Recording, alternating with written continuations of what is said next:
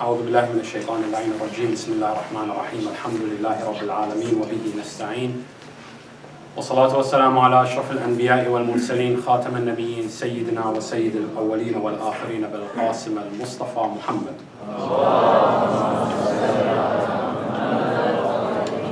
وعلى أهل بيته الطيبين الطاهرين المعصومين المنتخبين المنتجبين المظلومين الذين أذهب الله عنهم الرجس وطهرهم تطهيرا. The third of our salawat with the loudest of our voices in honor and for the ta'jeel of the faraj of Sahib al-Asr wal-Amr. Sallu ala Muhammadin wa ali Muhammad.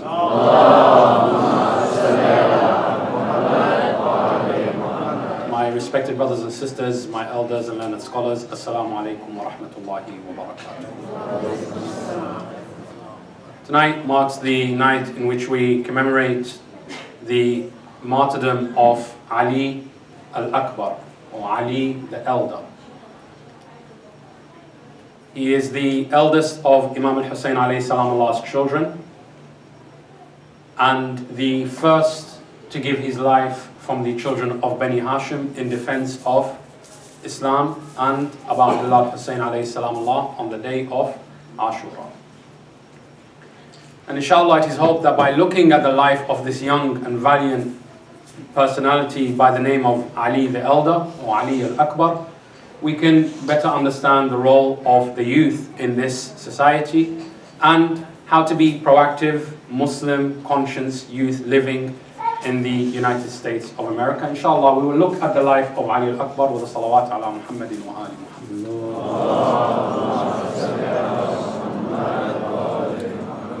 Amongst Arabian society, of their customs and traditions prior to the advent of Islam, was a custom in which, living, you have to imagine that you're living in nomad land, you're living in desert, so, there isn't the Ritz-Carlton and so on and so forth. What you had was tents. And when people set up their tents, they would have a type of fire, a flame that is constantly burning outside of the tent. And that served one purpose primarily, and the purpose was to keep away any wild animals or beasts so that when they see the fire they know that there are humans there and they won't come to attack in the middle of the night, taking away their provisions or even their children. You can imagine you're living in a desert, there isn't much security, and a wolf or a stray lion or wherever may be in that desert in the wilderness, it's going to attack you and your family whilst you're sleeping. So one of the purposes of having this fire outside the tent was to keep wild animals away because they naturally fear fire. Another type of fire in the Arabian society was known as the fire of war. Without phones and being able to communicate with the tribes who live within the local vicinity, if there is a raid all of a sudden, then what the Arabs would do is they would set a fire, and the smoke of that fire, just like a smoke signal, would tell the local tribes that there is someone who is being raided or attacked within your neighborhood, so come to their immediate rescue. That's another type of fire, which was known as the fire of war. The third fire, and this is what we would like to concentrate on inshallah in tonight's talk, is known as the fire of generosity. And that fire of generosity, again, we have to imagine ourselves living in Arabian society where there isn't natural gases, okay? There is very scarce food around. And there are no hotels or restaurants or anything as such. So if I'm a traveler and I happen to be traveling in the middle of the night and there is no, cut out path in the streets and I'm only using the stars to navigate my way, let's say I get hungry or I need a place to stay for the night, to camp. How do I find out what's around me? We don't have Google Maps at the time, so you can't go and search anything. So what do? How would you find a generous host who doesn't mind feeding a stranger? How do you find a generous host who doesn't mind giving a bed to a stranger? And how do you find someone who is willing to feed you and clothe you? So what the Arabs would do in those who were generous and wanted someone to come and stop by at their place if they were traveling or stranded, they would keep this fire on that would burn 24 hours a day, 365 days a year. And it is known as the fire of generosity. So that if anyone who is traveling, be it day or night time, will see this fire and will know that here is a generous person who is willing to give me food, shelter and clothes. Amongst Arabian society, after Rasulullah Muhammad sallallahu alayhi wa alihi wa sallam, sallallahu ala al-Habib al-Mustafa, the person who was most well renowned for the fire of generosity in Arabian society was none other than Ali al-Akbar alayhi salam. Ali al-Akbar alayhi salam would have been around about 24, 25 years of age. 24, 25, and you are renowned for having the most generous fire of generosity. Meaning that Ali al-Akbar alayhi salamullah was a very successful youth at his time. Because see, in Islam, I cannot be charitable with somebody else's wealth. It has to be my own wealth, right? I have to give from that which I have earned. And here we see that the Ahlul Bayt alayhim salamullah, although they lived a very poor life, it's not because they weren't successful in their respective businesses. No, they were extremely successful. But their poverty, or at least at face value, the poor life which they lived, wasn't because they didn't have money that they weren't earning, or they were oppressed and they couldn't have money. It's because whatever they earned, they gave back to the community. Whatever money they made, they didn't take to the grave. They put it back into the community and they invested. They invested not only in the Muslim, as the Quran says. It doesn't say they give in the way of Allah subhanahu wa ta'ala to feed the poor Muslim, the orphan Muslim, the believing Muslim. No. They give the poor, the wayfarer, and the needy, saying, we do not ask for any reward from you. Surely our reward comes from Allah. They only feed out of love for Allah subhanahu wa ta'ala. For the concept that God loves those who are generous, and those who are selfless, and those who take care of their community, yarhamukumullah, and they participate in fulfilling community obligations towards the wider human society. And Ali al-Akbar alayhi salamullah, as young as he was known for being the most generous amongst the people of Arabia. Sallallahu ala Muhammadin wa alihi.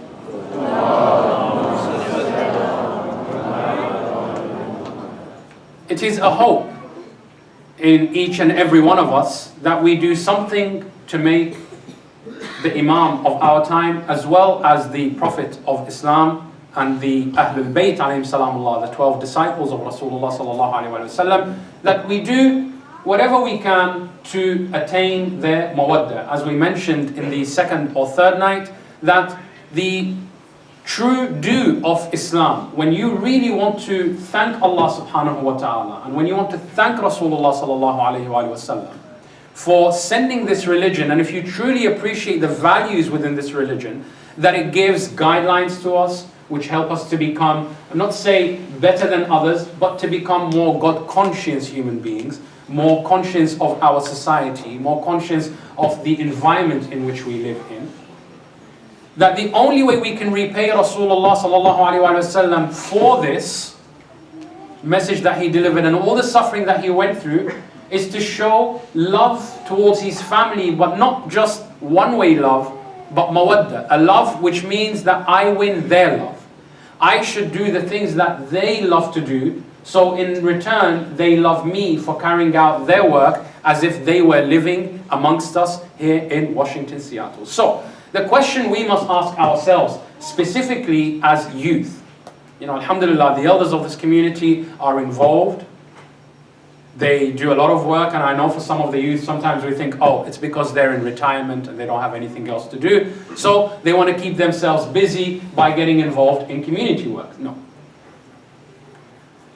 When the Prophet ﷺ first came to Medina, having been chased out of his hometown in Mecca, he issued a decree which might sound unusual. As soon as he came into Medina, he turned to all his companions and he said to them, I want you all to dye your beard and your hair black. They said, why, Ya Rasulullah? You have never before this day told us that we need to dye our beard and our hair black. You've known us for all this time, we've grown up together, you know we're old. So who are we trying to fool? He said, it's not about fooling anyone. He said, right now my disciples and the ones who are doing all of God's work are only the elders in the community. And I do not want it to be an example for the generations to come that only the old can serve.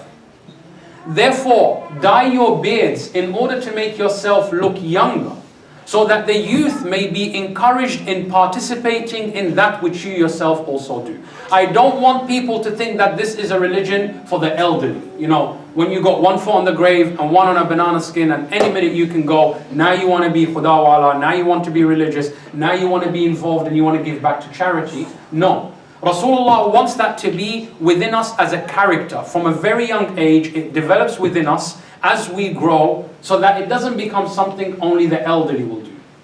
Because if only the elderly are generous and only the elderly are concerned with the generation, once they're gone, we pretty much are gone as well, because there ain't going to be much of an example left within our community of, care for humanity and, unconditional love for our fellow human being and giving in the way of Allah subhanahu wa ta'ala from that which we have earned. So Allah and the Prophet wanted to involve not just one age group, but all the Muslim community. And realistically, you have to think of it this way. If I'm already involved in charitable works, and I'm already involved in all that which creates mawadda and love for humanity, as I grow older, what's going to happen? I'm going to be growing up with less problems. What does that mean? That means there might be less poverty in the wider collective community because I am helping to feed the poor.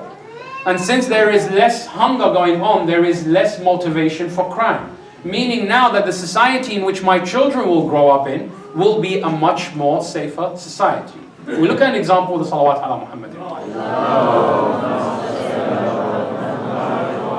Allah subhanahu wa ta'ala tells us, give $1 in my way. Well, not technically $1, but give. Today it's $1. In those days it was a dirham and a dinar, right?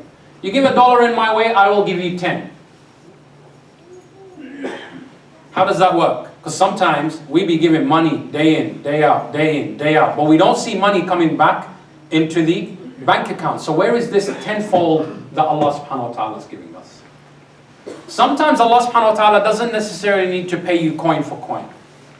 Sometimes Allah subhanahu wa ta'ala, as we said in a previous night, that you could be going to, say, Walmart, or you could be going to Publix, or any, Whole Foods, wherever you're going, and you have a budget that you're going to spend $100 because that's what you need for food at home. But you happen to go to the shops and you find that the milk, again, is, same example we're going to use, the milk is, I was planning to buy 2 cartons, now I only need to buy 1 because buy 1 get 1 free. I'm left with extra change in my pocket. This is sometimes how Allah subhanahu wa ta'ala returns to me. He doesn't necessarily need to give me money in returning the tenfold. He just decreases my outgoing expenditure. Therefore, my incoming will be, balanced at the end of the month. Okay. Sometimes that example can be further amplified. Meaning what? Meaning that, let's say in this community, there is nobody, alhamdulillah, who is a victim of substance misuse. Okay? Nobody's a victim of substance misuse. Alhamdulillah, we're good to do, we're okay, we're in schools, we're educated, so on and so forth. But that doesn't mean that all of the Seattle or all of the Washington area is the same as this particular community, right? Because we live in a pluralistic society where there are many people from many different backgrounds who have come to this country. Some are just setting steps, some are already successful, some have already fallen off the wagon, unfortunately. They've fallen on hard times. If I only think about my Muslim community and the Shia community, and I'm only doing something to help my own community out, maybe my community and the community members in my society will never have the need to go out and sell drugs, waliyadu billah. Okay? Will never have a need to try and sell humans any kind of vices that they knowingly know full well that this will create ailments within society. This will create a deficit in our budget because of, a rise in crime, a rise in medical conditions. And remember, your tax money is what goes to pay for most of this stuff. So now instead of our tax dollars going to build schools and hospitals and better roads and better bridges and better infrastructure for us, We find that the money is going to tackle high-rising crime, high-rising substance misuse, a high-rise in domestic violence, a high-rise in people abandoning their families because they became victim to, said drugs which made them, unsuccessful at work. Now they are without a job, meaning they can't afford to pay the mortgage, and guess what happens to their children? They end up becoming homeless. Problems don't just spring up. There is a cause and an effect. When we become proactive Muslims, it is our responsibility and our duty to try and find ways to stem the flow of ailments in our society before they become a financial burden on us. And just because we believe that we as Muslims should not drink or take drugs or any of the other stuff which has been proven to create social ailments, it doesn't mean that we say, well, if somebody else is a drug user outside, I don't care. I'm not going to give money to this person because they're going to go and spend it on drugs. Isn't this something that we sometimes do when we see someone who is needy and homeless? I've got a friend, not the most God-fearing, but very God-conscious, let's just say that. He knows about God, he understands God, but the way he carries himself, I guess just maybe because of our cultural upbringing, we wouldn't think he's a very God-fearing person. And I remember one time, we saw a homeless person, and he wanted to give money, and my reaction was, don't you think he's going to go spend it on drugs? You're not really helping the situation. So he turned around to me and he said, and I'll never forget this. He said, Hussain, if I were homeless, and I was living this person's life, and this is in New York, and it was extremely cold at the time, and I was living this person's life, and I don't believe in God. Nobody up until this point came and spoke to me about God, or they have, but they haven't convinced me about God. Okay? And even if I did believe in God, believe me, if I was this person who was on the streets, sleeping in this cold, hungry, the first dollar I get, I will spend it on drugs. I said, whoa, if you know that, why would you do it? Why would you give something? He said, look, I've come to learn, and maybe through his work, his charitable work, that majority of the people who are homeless and they take drugs, it's not because they are drug addicts. It's because drugs has complete control over their lives. Their body needs this, the heroin, the opiates, and I know this is something typically we don't discuss, but we are living in this society, and we need to be aware. Not to be judgmental, but to try and find root cause analysis, and therefore find a solution for all of humanity. Because believe me, that drug dealer is not going to go sell drugs to people who are broke because they can't afford it. They will come after your kids tomorrow. They will come after the kids who are making money. And rather than us giving that money freely and willingly to help society, that money will be gone towards spending on drugs, and then we become part of the problem and not the solution. So he said, first of all, Hussain bhai, if I were in his situation, I would go out and buy drugs, because that is what my body is probably needing more than anything else, because these drugs completely ruin your life. Completely ruin your life. Number one. Number two, he said, even if they weren't completely addicted to the drug, wouldn't you think that this drug is their escapism from the horrible reality which they're living? And this was the catalyst which caused me to get more and more involved in working with the homeless and working with the needy, and really analyzing and not judging, because this seems to be a problem. Whether you're Muslim or non-Muslim, a lot of the times we have this holier than thou. We judge. This is America. Ample opportunity for everybody else. That person can work hard and make a reality of themselves and do better for themselves, but they choose to be a drug addict. They choose to be homeless, and that's not necessarily true.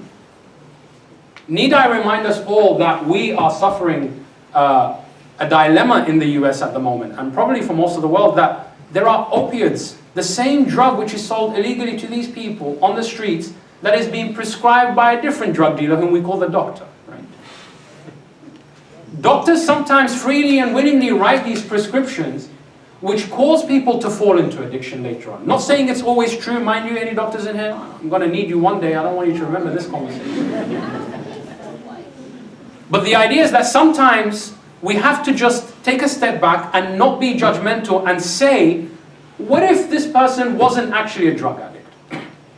What if they were on some medication that caused them to become addicted and they just could never come off that drug? Because isn't it true that Rasulullah sallallahu alaihi wasallam said, find 72 excuses for a person before you pass judgment? Therefore, if I see a homeless person or if I see anyone who's down on hard times, I ought to treat them much better than I would treat myself, because I have to hope that they would treat me better than I would treat myself. Okay? So inshallah, this is something for us to keep in consideration. Sallallahu alaihi wasallam. If we can just ask the brothers and the sisters to stay, just get up and move forward with the salawat ala Muhammadin wa ali Muhammad sallallahu alaihi wasallam.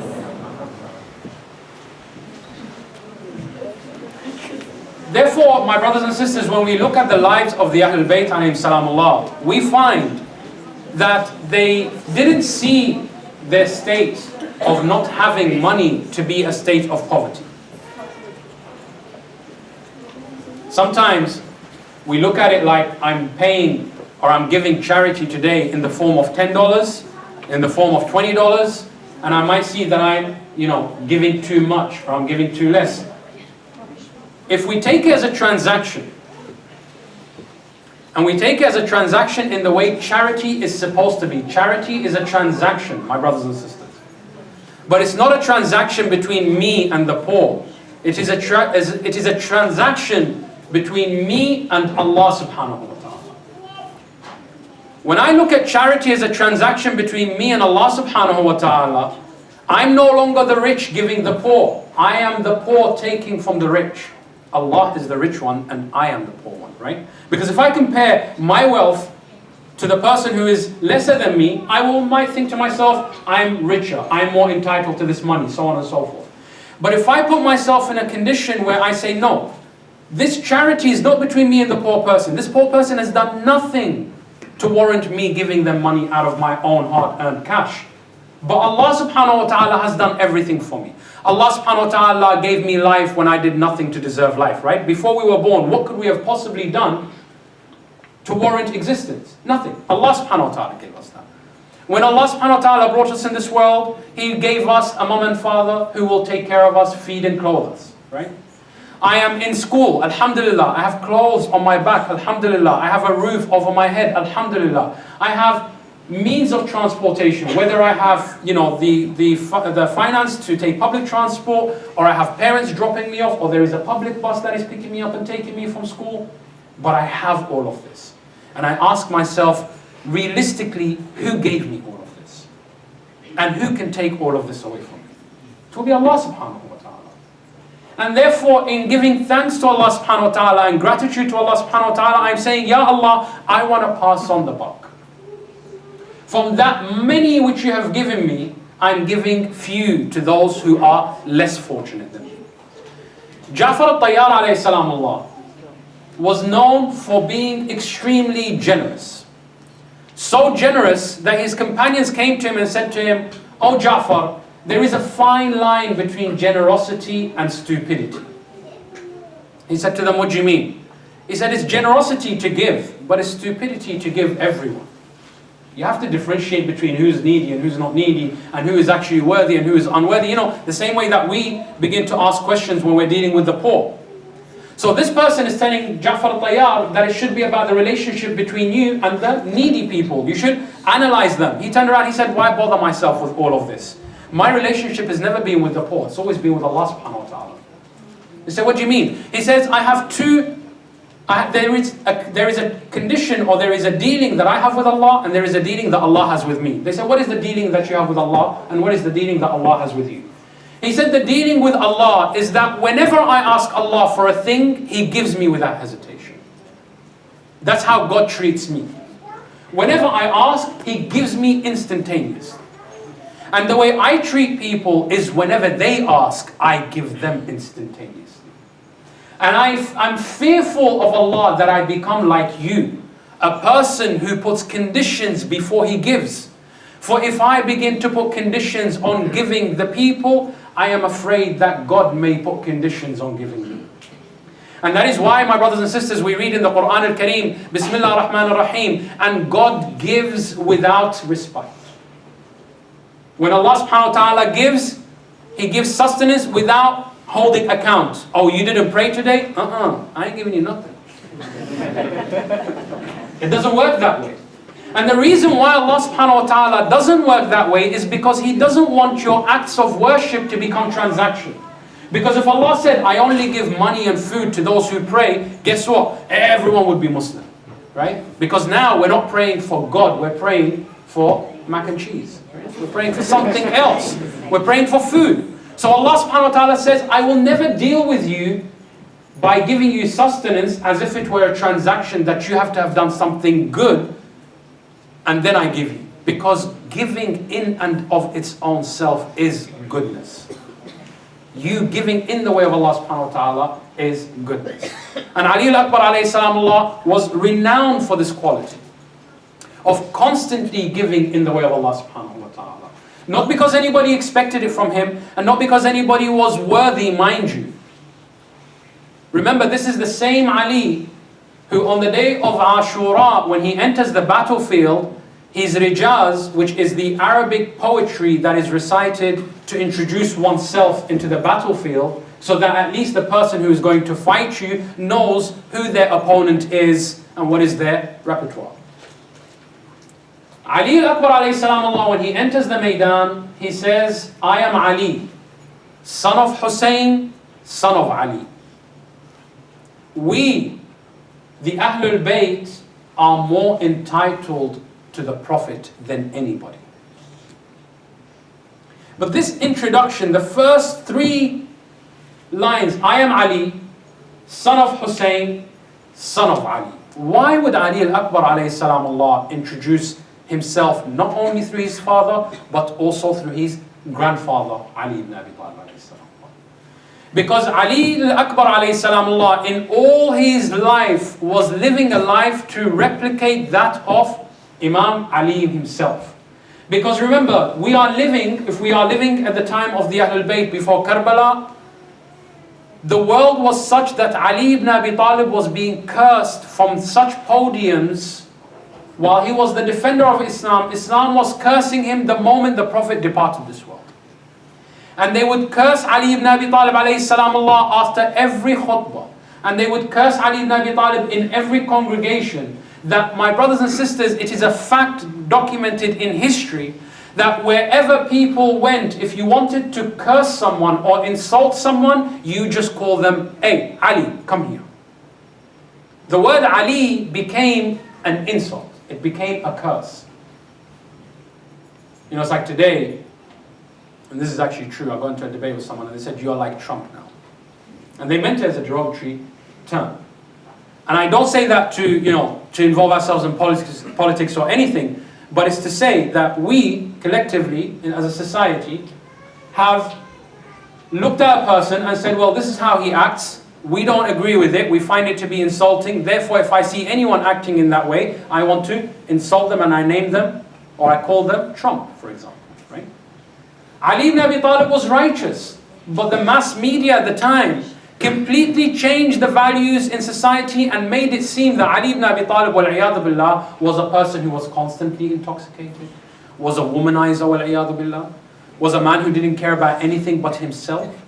As a matter of fact, when Ali was killed in the masjid, in the mihrab, whilst he was praying, and word reached people outside of Kufa that Ali ibn Abi Talib was killed in the masjid, the very first question people asked was, well, what was Ali doing in the masjid? Ali doesn't pray, right? The image of Ali ibn Abi Talib alayhi salamullah had become so hideous in that time. Ali al-Akbar alayhi salamullah was following in the footsteps of his grandfather and setting an example of who is the true Ali, the true values of Ali ibn Abi Talib. Why do I say this? Because Imam al-Hussain alayhi salamullah was asked, they said to him, Aba Abdullah, you have a son and you called him Ali al-Akbar. Then God blessed you with another son and you called him Ali Zainul Abidin. Then God blessed you with a third son and you called him Ali al-Asghar. Do you not have an imagination? Are you... No, this is reality, my brothers and sisters. This is truth.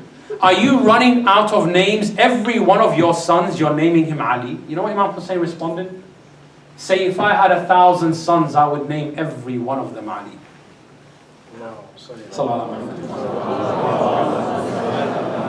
Why? Why? If I had 1,000 sons, I would name every one of them Ali and teach them the etiquette of Ali, so that when they go forward in society and people see Alis in the society that are proactive and helpful to their fellow human being, that is my way of countering the false facts that are being, myths rather, that are being made about my father Ali ibn Abi Talib alayhi salam. Meaning, he was using his own children. And my brothers and sisters, are we not the children of Imam Hussain alayhi salam? Do we not say, Ya Aba Abdullah, oh the father of all of God's servants? Are we not Ibadullah? Meaning, our sons, when we name them Ali, we should name them in the same way that Imam al-Hussein named his sons Ali. And raise them for that name, that they may go forward in society doing all of that which Ali ibn Abi Talib alayhi salamullah would do, so that the names of Ahlul Bayt alayhi salamullah, and this is really the best way we can tackle Islamophobia, right? And as I said, my sisters, your hijab is much more prominent of a Muslim identity than for us men, because like I said, we could pass for anything, right? Nobody would necessarily, and beards, they're very trendy apparently right now, right? You see everyone growing beards nowadays, okay? Whereas hijab is actually identified with Islam. Even though nuns in every church wear it, it's still identified with Islam. And we, as a collective community, I want to make this point, that it shouldn't just be the community leaders who attend community dinners, who attend charitable functions. We, the community members, should also attend. Because in our attendance, we are making a statement. In our attendance, we are telling people that we are here, we believe in goodness, and we are acting upon goodness. That we are inspired by Rasulullah Muhammad sallallahu alayhi wa sallam to be charitable. And the more people see sisters in hijab who are serving food to the homeless, the less people see Muhammad as a terrorist. The more people see us going into, different organizations and using the skills which we have been given, skills that we are paid thousands of dollars, but we volunteer those skills so that charitable organizations can begin to act and function like Fortune 500 companies. One of the best things that we can offer as a community, which according to the FBI, the Muslim community here in the United States produces the largest number of graduates in any section. You compare us to any other community in the United States, Muslims produce the highest number of graduates year upon year. We produce the most number of professionals. Okay? These are skills which we can volunteer. I can volunteer my medical skills. I can volunteer my accounting skills. I could even be someone who is in charge of a stock portfolio, and I know how to manage millions, if not billions of dollars. Specifically living here in Washington, alhamdulillah, we have plenty of millionaires and plenty of billionaires, right? You could be the person who manages their bank accounts and give them advice on where to make their next investment, and they're becoming rich because of you. Be like Ali al-Akbar, be like Ali ibn Abi Talib alayhi salamullah, be like Rasulullah. Go to a charitable organization and say, hey, why don't I sit down and consult your business? You guys are doing all great work, but there could be ways in which I can help you increase your portfolio. I can help you make sound investments so that in 10 years' time, in 5 years' time, you will never ever need to put your hand out as an organization to anyone to ask for help, because you can continue to do God's work through your own efforts, right? We had one such instance where a brother got involved in a community that wasn't doing so well. And he said, look, what I'm going to do is, rather than invest my money in the masjid, I'm going to invest my money for you in a business, and I'm going to ask your community members to run that business. And in subhanAllah, so beautifully, that company now that is established, not only is it providing the income required to run the masjid, but it's also producing jobs for people in the masjid. So we, alhamdulillah, in this room, we have some amazing minds. We can get involved and use this work that we do, the work which we get paid for daily. We're not asking you to do anything extra except putting your name out there and putting your identity out there as a Shia Ithna Ashari Muslim, so that people know of the good work that we do. And we do it so that the name of Ali ibn Abi Talib alayhi salamullah may be remembered wherever we go. Sallallahu alaihi wasallam.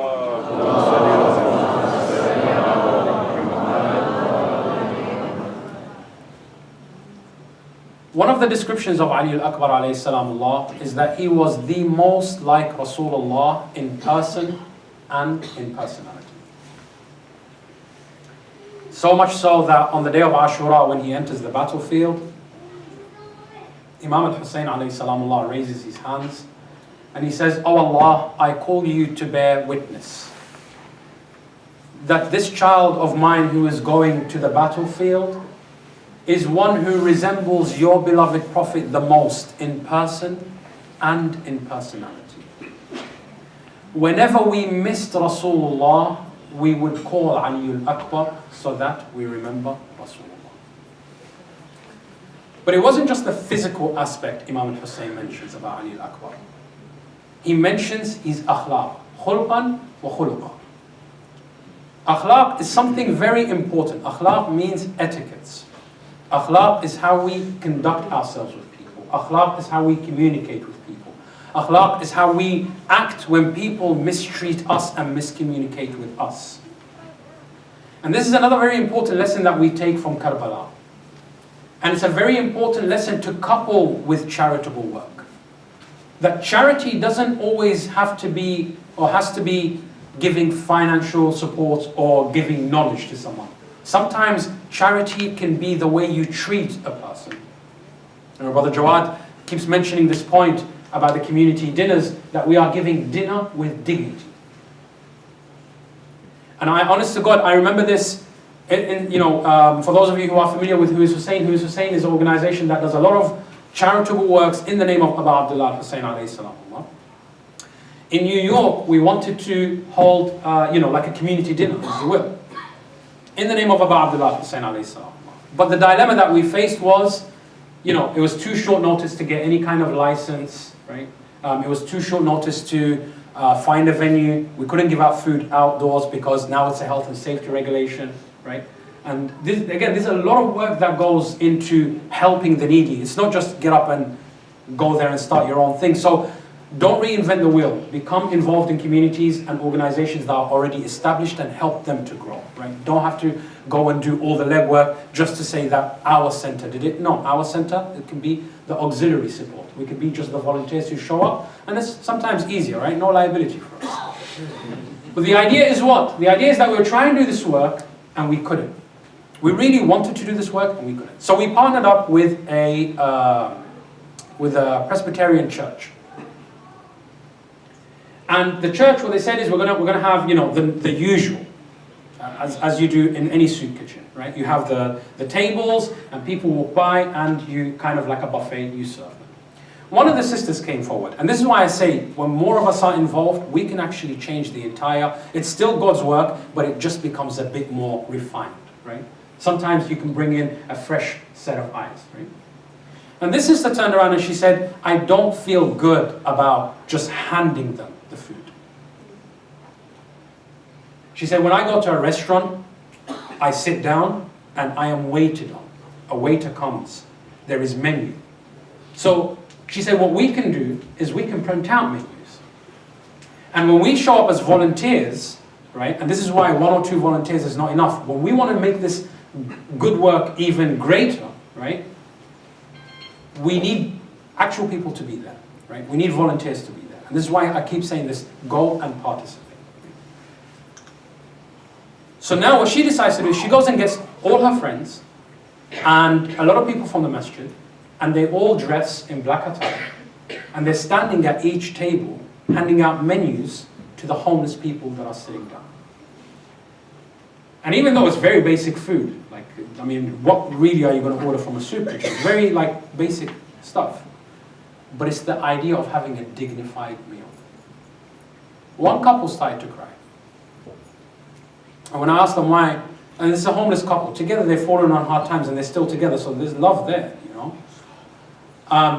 They said this is the first time in about 10 years that we've ever felt like human beings. Because remember, these people are not born homeless. These people are not born homeless. They had good times. Right now they're just going through some hard times. She said, this is the first time I felt like being treated as a human being again. Dignified is her word. Right? I felt dignified. We would walk past these restaurants and we would look inside on people sitting in and we think, when is it going to happen again that we can enjoy that experience? Because isn't that what we do? I mean, look, food is food. Whether you're eating chicken or beef, once your body's done with it, it's gone. Right? We like experiences. Everything is about experience, how we are made to feel. I don't like, if you read reviews, just read reviews on restaurants. It's all about how the person felt. It has nothing to do with the food. Right? It's about how they felt. And a homeless person all the time is being made 1,000 times a day to feel that they're nothing.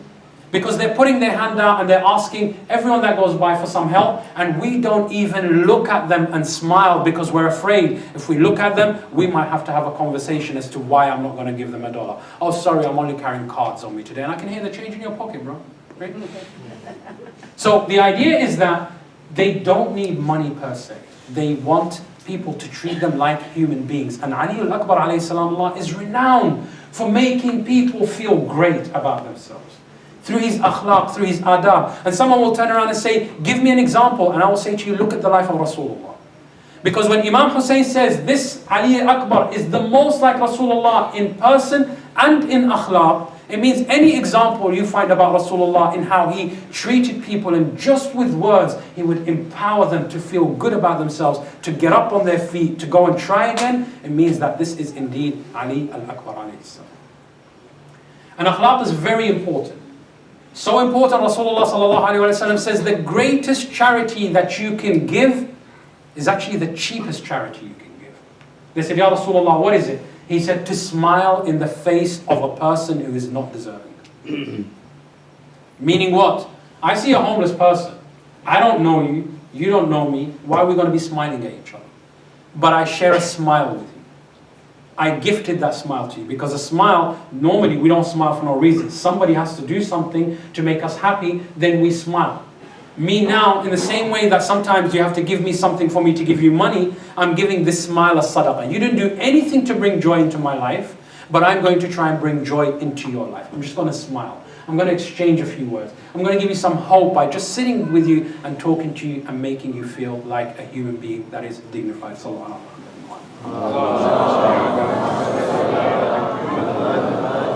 Let us dim out the lights as we turn our hearts and minds to the plains of Karbala. Throughout their whole life, the Ahlul Bayt alayhim salamullah treated people with dignity in every way. But when we look at the day of Karbala, we see that they, the Ahlul Bayt themselves, were treated in the most undignified way. Their bodies mutilated after they were killed. Their tents burnt. Women and children made to run from one burning tent to another. Denied food and water for 3 days and 3 nights while the river Euphrates was a mere feet away from them. What we saw in Karbala is everything that is against humanity. And what we witness in Karbala is everything that is an opposition to all that Prophet Muhammad ﷺ preached and all the prophets of Allah have preached. Lack of humanity in every field and every aspect that you can think of.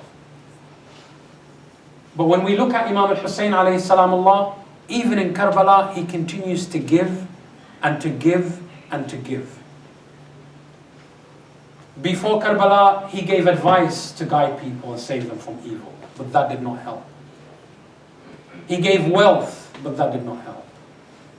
On the day of Karbala, he gave his family in sacrifice, sending them one after another to try and make a change in the world. And though they did not make a change in the people who were around them on that day, he definitely and most certainly has made a change in the millions of lives that came after Ashura, after Karbala, and in our lives and in the lives of many to come, inshallah. Having sacrificed or having given for the cause all of his companions and friends, there are now only the Ahlul Bayt of Imam al-Hussain remaining. Everyone who wanted to go forward to the Maidan would come forward to Imam al-Hussein and ask permission before they go. Except for Ali al-Akbar. Ali al-Akbar didn't need to come and ask Imam al-Hussein, because Ali al-Akbar was who Imam Hussein himself offered on the day of Karbala. And the tradition says that when Imam al-Hussein alayhi salamullah came forward, he brought with him the horse for Ali al-Akbar to ride out to the battlefield. And it was so difficult for them to even exchange words that they couldn't speak. All they did, according to the tradition, is that they embraced and they wept and wept until no words were left to be said. And then Ali al-Akbar alayhi salam gets on to his horse and he goes forward towards the battlefield. Imam al-Hussein alayhi salamullah is watching his son, who reminds him of Rasulullah. And he watches how he's fighting like a valiant warrior to defend noble principles of being selfless, of being compassionate. Watching him stand in opposition to tyranny and oppression, until he noticed one person come towards him, and the face of Imam al-Hussein alayhi salamullah began to change to one who is fearful. Ali al-Akbar alayhi salamullah was like his uncle or his paternal great uncle Hamza. His fighting style was that he fights with two swords, one in each hand. And that left him open because he couldn't carry a shield. One of the Mal'oons watches this fighting stance of Ali al-Akbar alayhi salamullah. He says, I am going to break the heart of Imam al-Hussein alayhi salam. Yes, how is he going to do so? He says, I'm going to wait until an opportunity and I will kill this young man in the same way that his paternal uncle was killed. Ajrukum ala Allah, while Ali al-Akbar is fighting to keep them away from his father, Imam al-Hussein alayhi salamullah, and keep them at bay from the tents of the ladies, one la'een raises a spear and he waits for Ali al-Akbar. Ajrukum ala Allah, as Ali al-Akbar alayhi salam turns around, he lets the spear go flying and it lands in the chest of Ali al-Akbar. When it hits Ali al-Akbar in his chest, Ali al-Akbar falls forward, the blood gushing from his chest blinds the horse. The horse now is making its way back to the tent of Imam al-Hussein, but because it cannot see, it makes its way into the tent of the enemies. Mu'mineen and mu'minat, they took their time cutting the body of Ali al-Akbar alayhi salam into pieces when he called out, Aba Abdullah, Father Aba Abdullah, alayka minni salam. Imam al-Hussein alayhi salam, the traditions say, came rushing towards Ali al-Akbar, but when he saw Ali al-Akbar, he was the most devastated that he had been throughout the entire day of Karbala. Yes, he sat next to Ali al-Akbar, but what does he do? How does he say farewell to this son of his who is taking his final breath? He lays down next to him, but he still cannot express his grief. He places his cheek on the cheek of Ali al-Akbar. At this moment,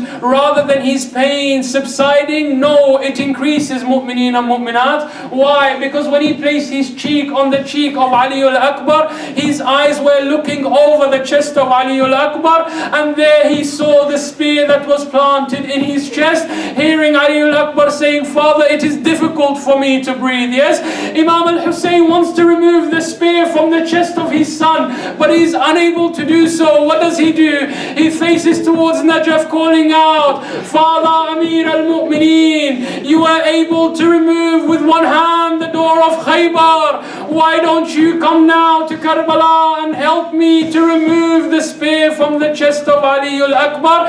Yes, this was the only time that Zainab alayhi salam left her tent, because she heard the grief in Imam Hussein alayhi salamullah. She came out to distract him. She called out, Wa Husseina, Wa Ali Akbara. Imam al-Hussein immediately says, have they attacked the tents? He turns around and he sees that the tents are intact. He picks up Ali al-Akbar and he takes him back to the khaymaga. Inna lillah wa inna ilayhi raji'un.